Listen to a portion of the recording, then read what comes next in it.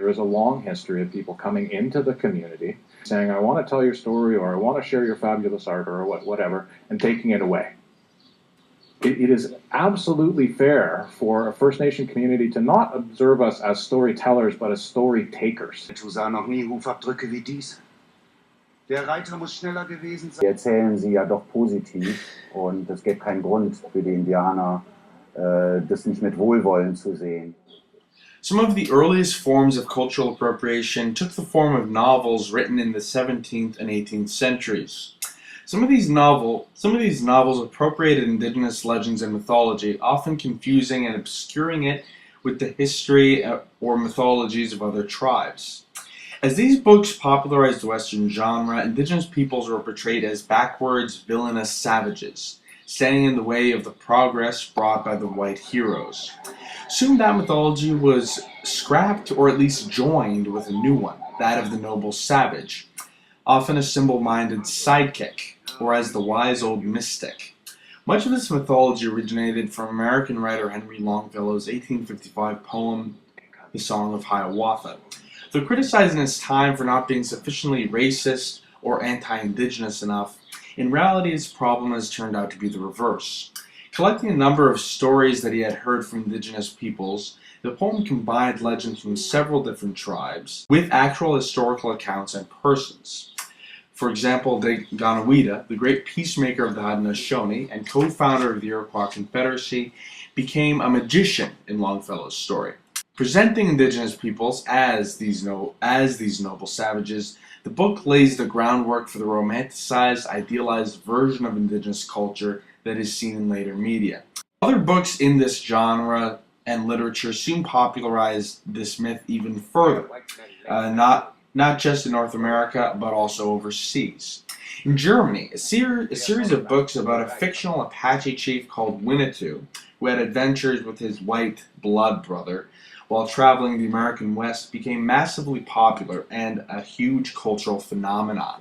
Germans became fascinated and obsessed with this archetype and with native culture, at least with this romanticized version of what native culture was. Die Deutschen so auf Indianer. Ja, Indianer sind schon toll, ne? Ich meine, wenn ich mich jetzt so angucke, schon super. Much like the mythologized Pocahontas in the United States, Winnetou became the embodiment not of indigenous values and ideas, but of German ideals and a projection of what Germans should be.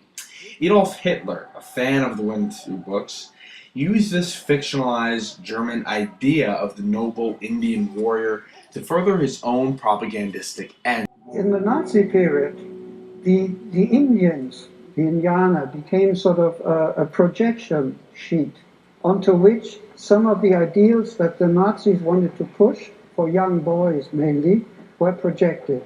Racial purity, absolute obedience to the chief or the Führer, and Wehrertüchtigung, that is, preparing you to be a soldier or to be a prowess in battle. When my daughter goes to daycare, they have Indian Week. At her daycare, they set up teepees. The kids have to paint their faces, paint their t-shirts, and make their own headdresses. My neighbor puts up a teepee for her little boy because all these kids love to play cowboys and Indians, like in Kang Mai. So I thought, what is the deal with Kang Mai here? What is the obsession? He created basically archetypes. And archetypes are things people can identify with because it goes deeper into your psyche. You can say, this is good. Winnetou is not native. It's a German projection of what Germans should be like. He just happens to be native. Author J.K. Rowling of the Harry Potter series appropriated the Navajo legend of the Skinwalker in her book, The History of Magic in North America.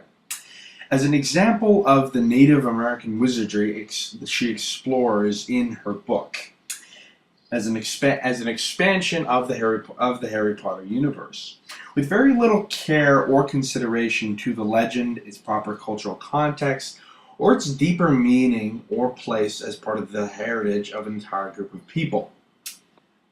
The book also presents traditional healers and medicine men as frauds, faking magical powers, and the book suggests that this Native American magic is somewhat more primitive than that of Europe, such as the such as the absence of wands, which she explains gives European wizards much more precise and refined magic.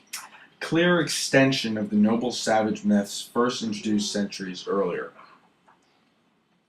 But the introduction of the noble savage myth did not completely stop indigenous characters from being used as savage villains, even continuing very much toward modern day and modern literature. The Marvel comic book Doctor Strange once featured a villain called Nanabojo, the name taken from the Ojibwe culture hero, as a villainous, white-hating native god whom Doctor Strange was brought in to defeat.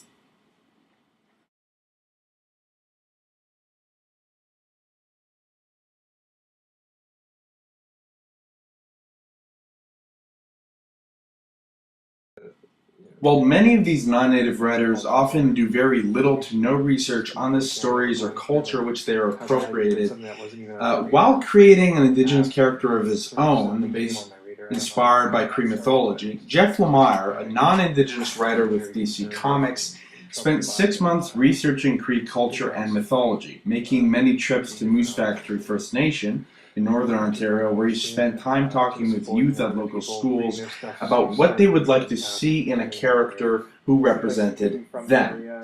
And he returned later with the finished product to seek their approval. The result was a 16-year-old superheroine Equinox with the alter ego Miabin Martin, who is featured in the Justice League United comic series, which has no stereotypical imagery or tropes which are often expected by indigenous people with non-native writers.